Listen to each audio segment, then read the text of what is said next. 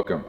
It's another episode of Homework Workouts. It is Thursday, the 2nd of April. Weekend's closing in. Last weekend is far and far away. Today it is not really about that last part of the session, which we call the workout. That's more of like a finisher. That second part that we're going to do, that's going to be grueling, but so much fun as well at the same time. For today's session, you're going to need your chair or whatever you can place your foot on in the back. You're going to need something to place underneath your old man knees, which is going to be very important. You will need your smartwatch app to log not to log, but actually record the times of the workout you're doing.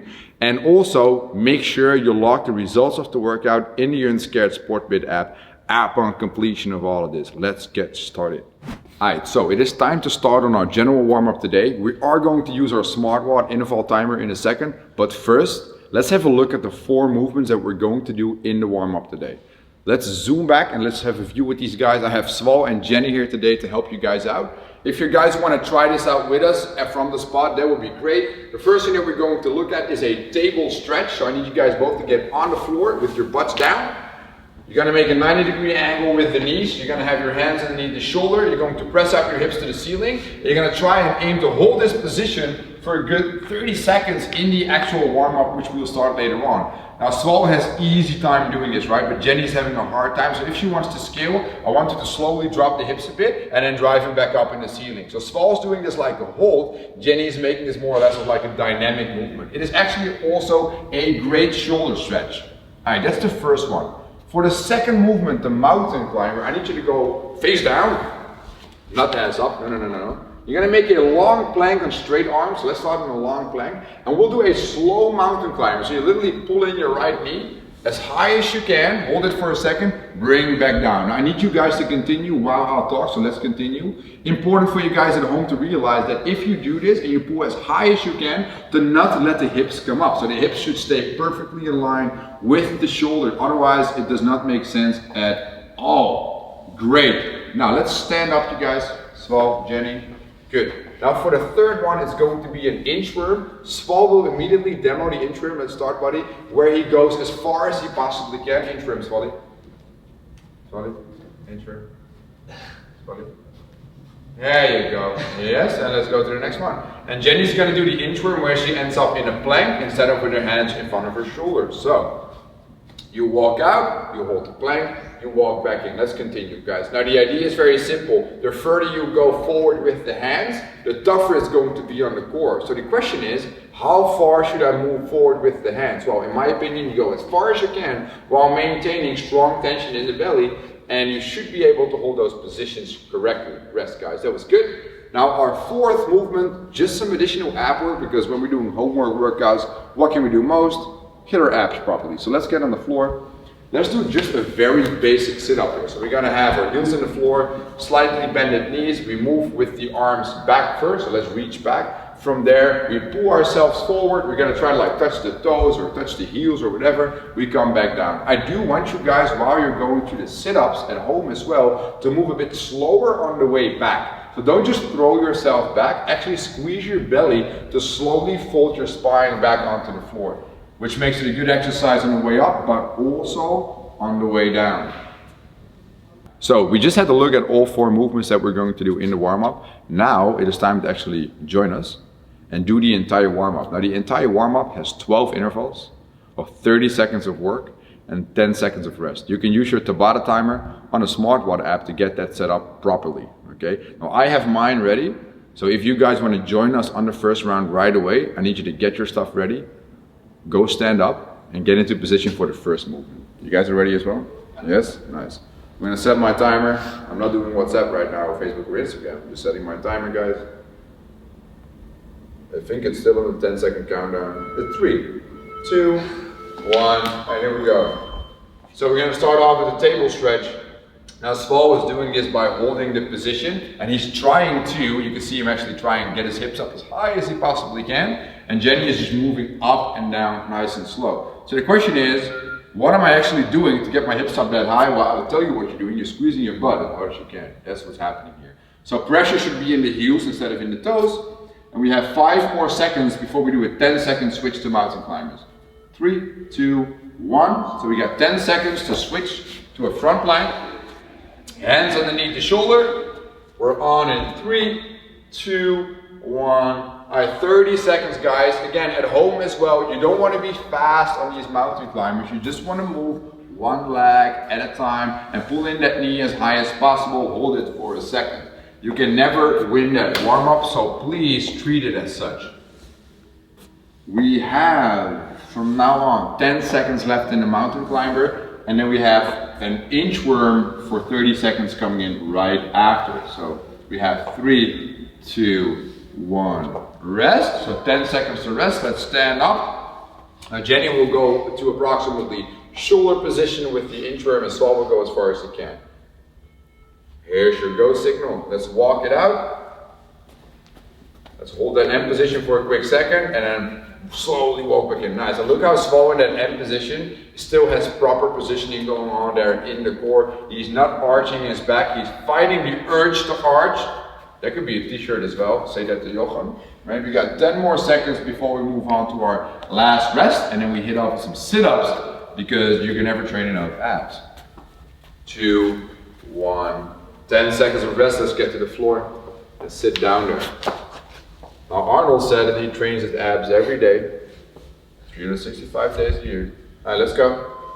Last 30 seconds are abs. Now, if you look at them, what they're doing perfectly is slowing down the descent of the movement. So the way back to the floor is like rolling your spine on the floor and using your abdominal muscles to keep your spine in spot there, which is great. We got 15 seconds left on these sit-ups, and then we move on to our second round there. You guys continue for 5 more seconds. It is 3, 2, 1.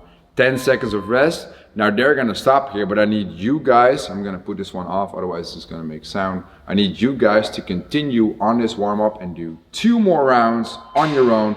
Good luck and press pause.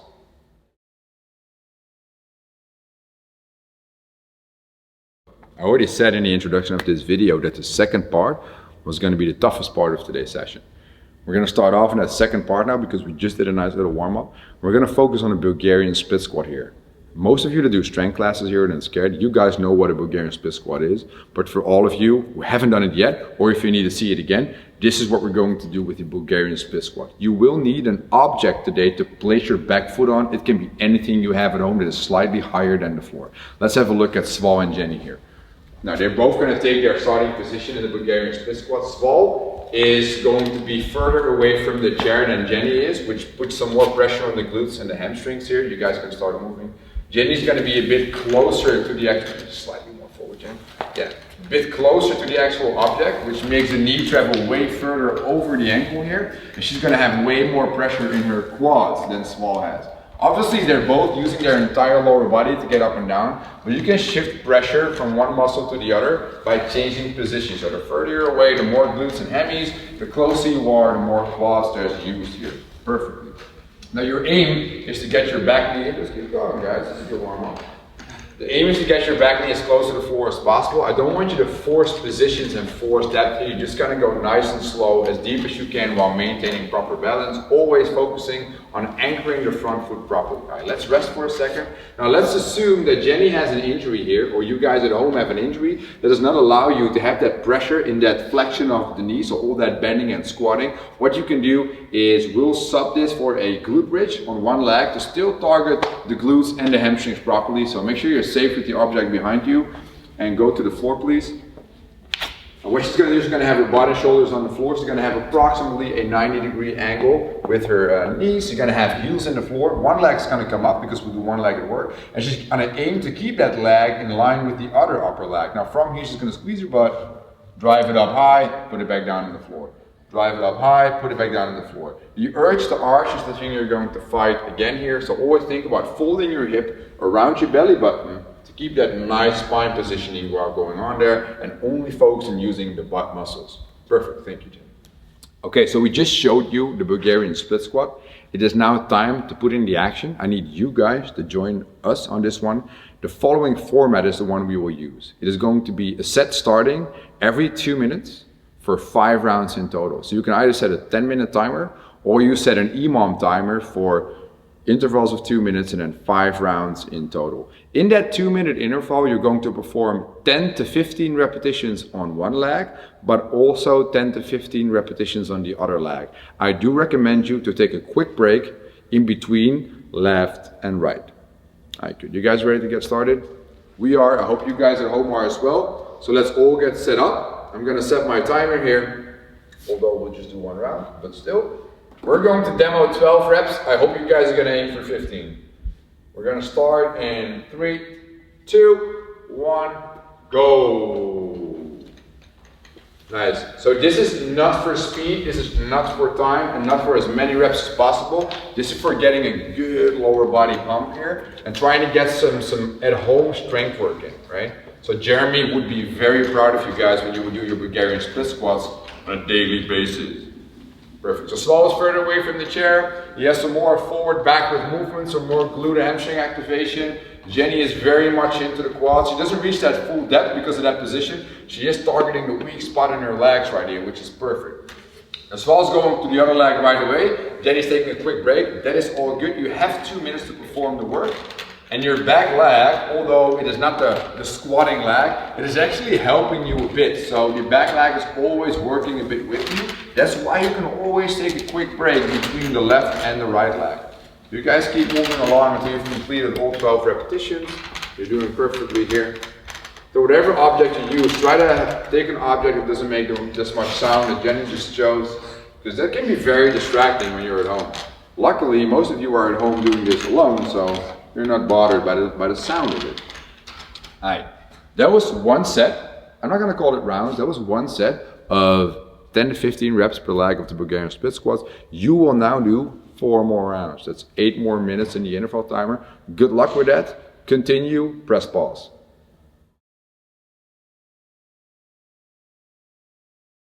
So we did our warm-up. We actually did that grueling Bulgarian split squat thing in the middle. And what we'll do now, let's call that a finisher.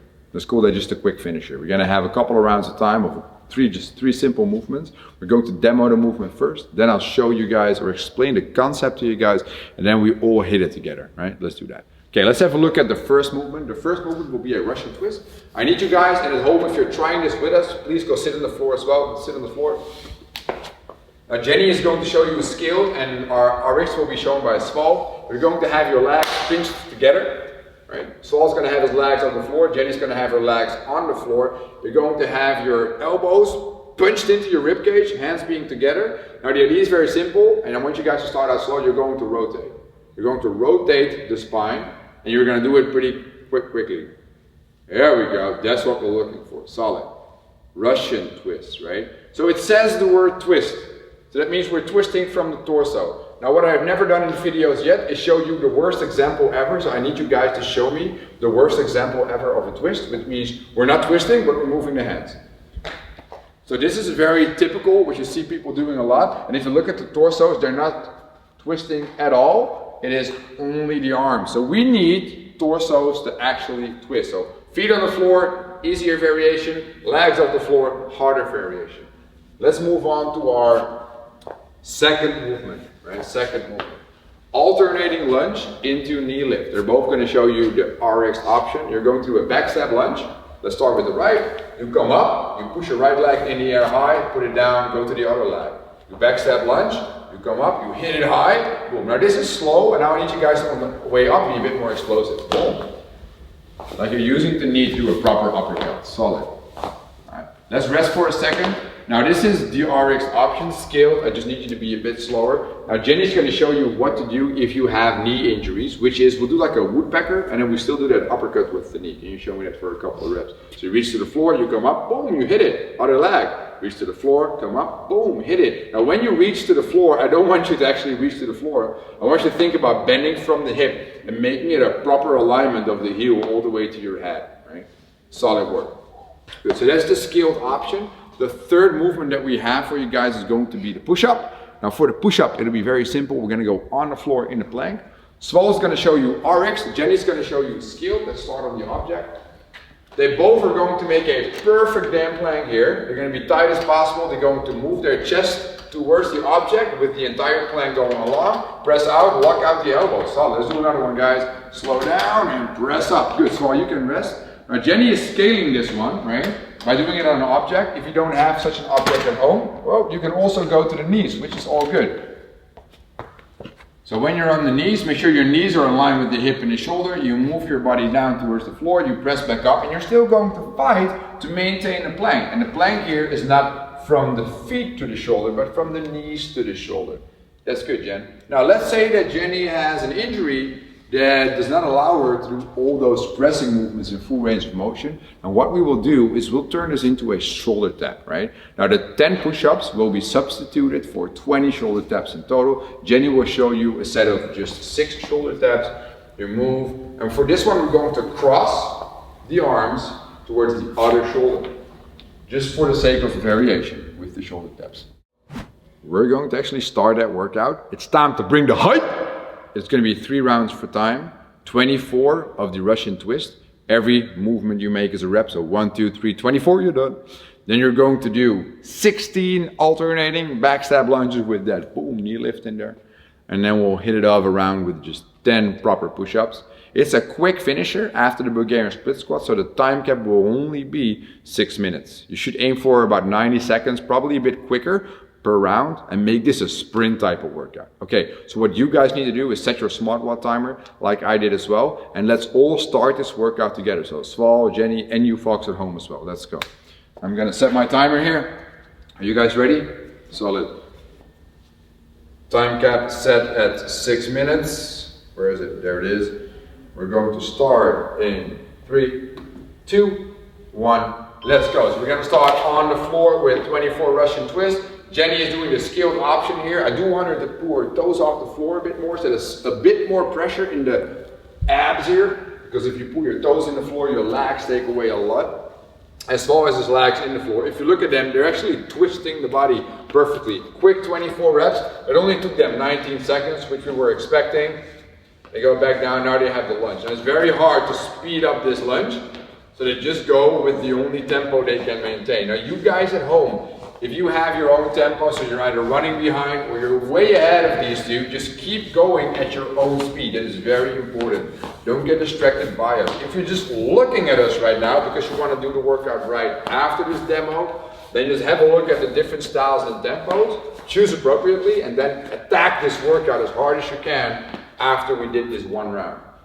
So Sval was on his push-ups. It only took him about 55 seconds to get there. A quick set of 10. Your aim is to do this unbroken, but if you need to take one break, guys, I do recommend you just go for all the push-ups today and don't scale down in the volume. Jenny is taking that quick break perfectly. So Sval finished the round in 1 minute and 5. Jenny's going to finish the round in approximately, let's say, 75 to 80 seconds. That was great. So we finished our round. There are 2 more left, so either you guys continue or you press pause.